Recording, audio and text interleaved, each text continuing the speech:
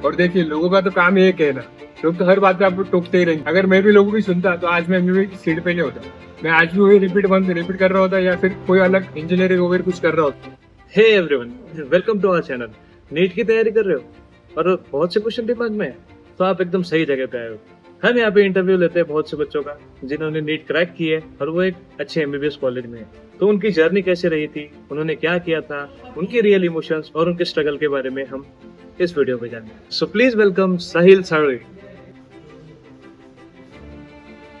बैठ जाइए।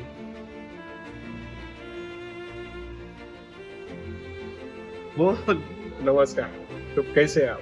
हाँ, तो साहिल जी, आपको सबसे ज्यादा मोटिवेट किस चीज ने किया था कि नीट देनी है, और आपने कब सोचा था कि हाँ अब मुझे नीट देनी है?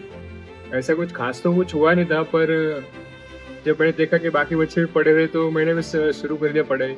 और मेरा ऐसा था कि मैंने बहुत बार हॉस्पिटल अस्पताल में गया हूँ, तो मैंने वहाँ पर तरह तरह के पेशेंट देखे और डॉक्टर उनका और उनके साथ में जो बिहेवियर रहता है वो देखा है। तो उसमें क्या होता है, अगर आप इस डॉक्टर से पूछते हैं तो वो बोलते थे कि उनके पास कितनी परेशानी होती है, फिर भी वो अच्छे ट्रीटमेंट देते, सेटिस्फेक्शन देते। तो इसीलिए मैंने सोचा कि अपन अगर हम भी ऐसा कुछ कर सके तो ट्राई करते हैं, तो इसलिए मैंने ट्रीटमेंट स्टार्ट कर। हाँ, तो आपने कोचिंग लगाई थी या फिर सेल्फ स्टडी की थी, और आपको टोटल कितने अटेम्प्ट्स लगे थे नीट क्लियर करने? वैसे तो मैं एक ड्रॉपर हूँ और मैंने दोनों बार कोचिंग लगाई। हमारी कोचिंग का नाम था बलसोड क्लासेस। वो संभाजी नगर का सबसे फेमस क्लास है।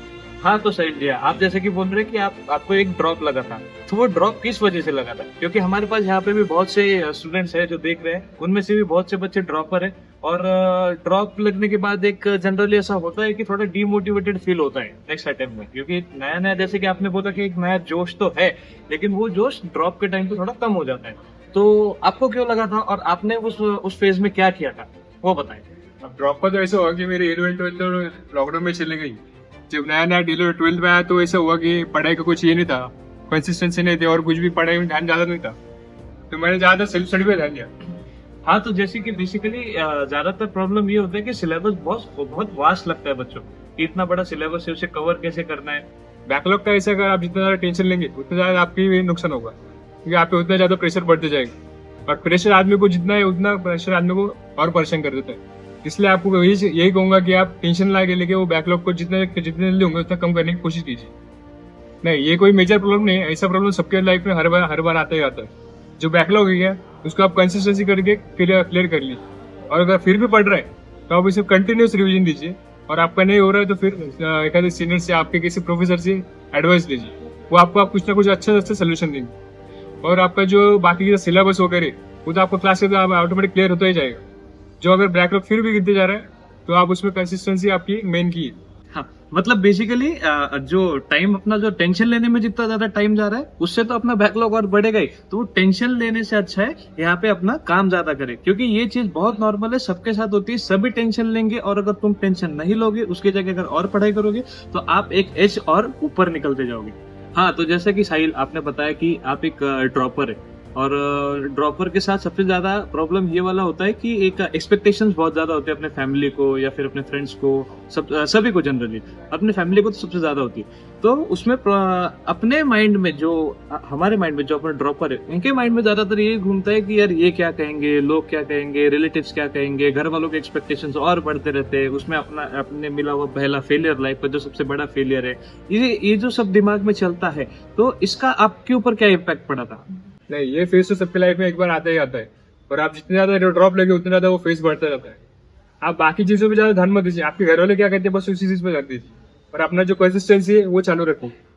बाकी आप जितना उसका प्रेशर लोगे उतना आपका ही नुकसान होगा और आपकी पढ़ाई हो नहीं पाएगी। तो इसका एक ही सक्सेस है कि आप कंसिस्टेंसी रखिए और पढ़ेंगे। आप कुछ भी करने जाओ आपको टोकेंगे, अच्छा करो या बुरा। इसलिए ये काम करो, लोगों को कभी मत सुनो। आपका जो मन करे वो ही सुनो और आपके घर वालों को सुनो। तो जनरली सबके साथ प्रॉब्लम ये वाला भी एक होता है कि कौन से बुक्स रेफर करने चाहिए, कौन से बुक्स नहीं रेफर करने चाहिए, एनसीईआरटी सबसे मेन है या नहीं है। और ऊपर से जो क्लासेस हम लोग लगाते हैं वो क्लासेस में जो नोट्स वो देते हैं, कोचिंग वाले जो नोट्स होते हैं, तो उनको रेफर करना चाहिए या नहीं चाहिए। क्योंकि बहुत से क्लासेस वाले ये भी क्लेम करते हैं कि हमारे नोट्स पढ़ने पर सिलेक्शन 100% होता है। तो क्या ये बात सच है, और कौन कौन सी बुक्स यूज करने चाहिए, आप एक बार बताएं। देखिए, बुक्स का तो ऐसे आप बुक्स मेजरली आपको एनसीईआरटी प्रेफर करनी पड़ेगी, क्योंकि आपका जो पूरा नेट का पेपर होता है एनसीईआरटी बेस ही आता है। आप चाहिए कितनी बाहर की किताबें पढ़ ली या आउट ऑफ सिलेबस कुछ भी पढ़ लीजिए, आपका जो मेन जो रहेगा वो एनसीईआरटी पेपर बेस ही रहेगा। और आपके जो क्लास के नोट्स वगैरह होने थे वो तो आपको पढ़ने ही पढ़ने, उसमें आपकी जो एमसीक्यू आते हैं वो आपको बहुत काम है। आप जितना ज्यादा एनसीईआरटी पढ़ोगे उतना ज्यादा आपका ही प्रॉफिट है। और अगर आपको ज्यादातर उसमें और भी चाहिए तो आप पीओ के और अच्छा ट्राई कर सकते हैं, क्योंकि ज्यादातर अपना जो पेपर नेट का पेपर आता है उसमें 30 to 40% जो क्वेश्चन होते हैं वो प्रीवियस ईयर से ही आते हैं। आपको इससे इसलिए आपको 35 ईयर्स ऑफ नेट जो बुक्स आता है वो आपको किसी भी चैप्टर शुरू में मिल जाएगा।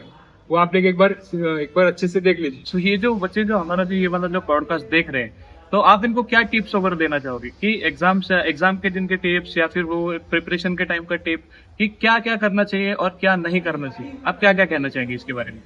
सबसे पहले आपकी जो मेंटल हेल्थ है उसको आप अच्छे से बना लीजिए। उसके लिए आप मेडिटेशन कर सकते हैं।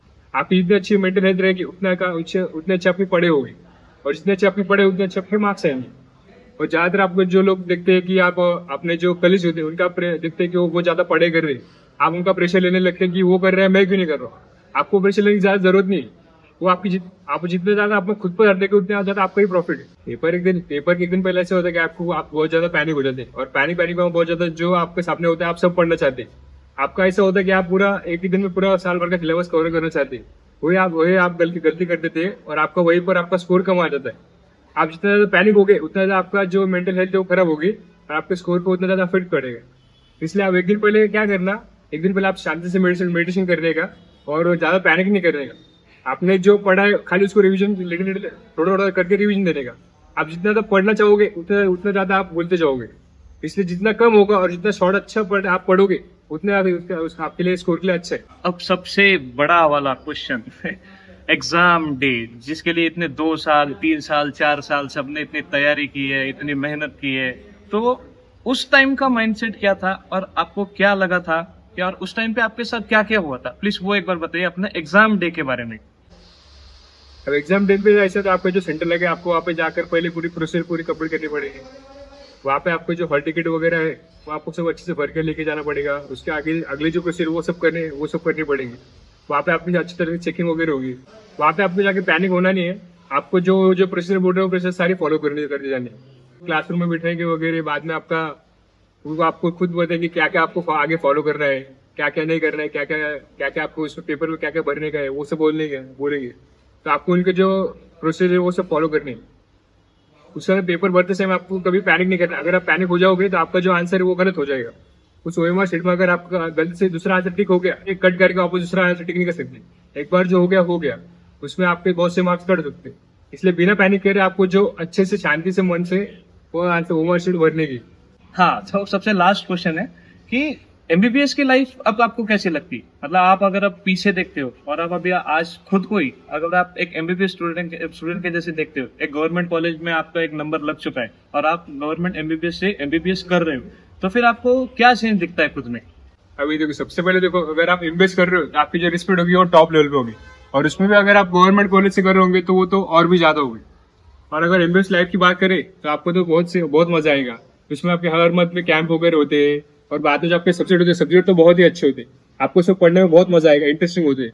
अभी आप जो एनसीईआरटी का बेस पढ़ रहे हो उसमें आप बहुत डिटेल में पढ़ना पड़ेगा, लेकिन उसमें इतना मजा आएगा। आपको जो लाइव स्पेसिमेन वगैरह जो दिखाएंगे और उसमें अलग अलग जब आपका हॉस्पिटल विजिट वगैरह होगा तो आपको अलग एक्सपीरियंस आएगा, और वो जो एक्सपीरियंस होता है बस वो मेमोरेबल होता है।